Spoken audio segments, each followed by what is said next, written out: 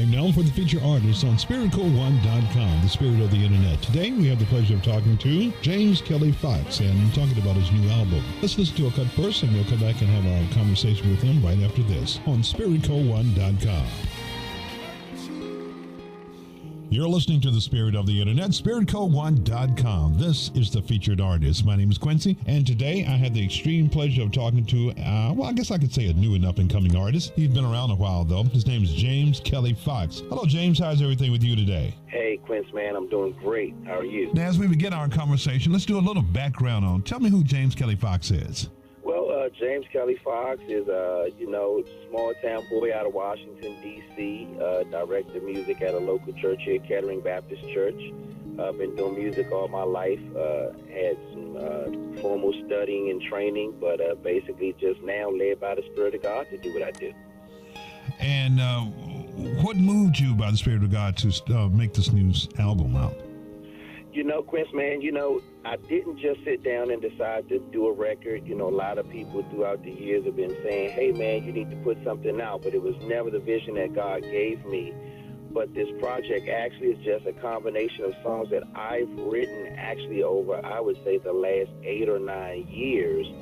And they started out just every Christmas season. I would write a new Christmas song just because, just wasn't a lot of good choir songs for me. I mean, everybody has done some Christmas albums, and I love them, but I just didn't feel, there was a lot for me to do with my choir, so I just kind of started writing my own songs during that season.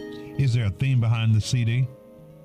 Well, it's called The Best Gift, and it's just basically reminding everybody, don't get caught up on the gifts that you get from man, but that Jesus is the best gift that you could ever give or that God ever gave to us. So just remember that He is the best gift, even if you don't get that Xbox or that PlayStation or that diamond ring. Jesus is and always will be the best gift.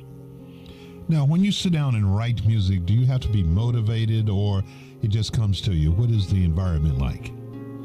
It actually just comes to me. It's not too often that I just sit down and say, hey, I feel like writing something, or it's been a while since I've written something. Usually if I'm sitting down at the keyboard or with a pad in my hand, it's usually a song that God put in my spirit. And all of my songs, that's actually how they came about to be.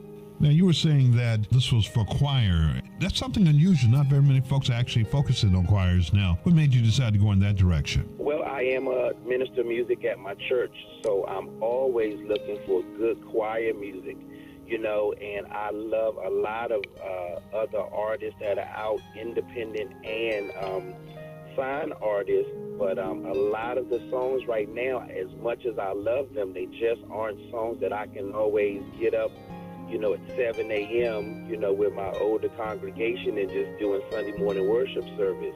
So a lot of my focus is more on just still giving other directors of music good songs for their choirs. Most of the mass choirs, like your Chicago Mass Choir, Mississippi Mass Choir, they're still putting out records, but just not as frequent as the smaller ensembles or the solo artists. Now, did you record your choir? Yeah, actually, I put a choir together for this, so I didn't actually use the choir from my church, which is where a bunch of friends came from, and that it ended up being a lot of my choir members, but I also just opened it up to a lot of talented and blessed friends that I know of, that have a singing gift. And they also, ended up bringing a couple of friends with them, which is where the name A Bunch of Friends actually came from, because that's literally what it ended up being, was just a bunch of my friends.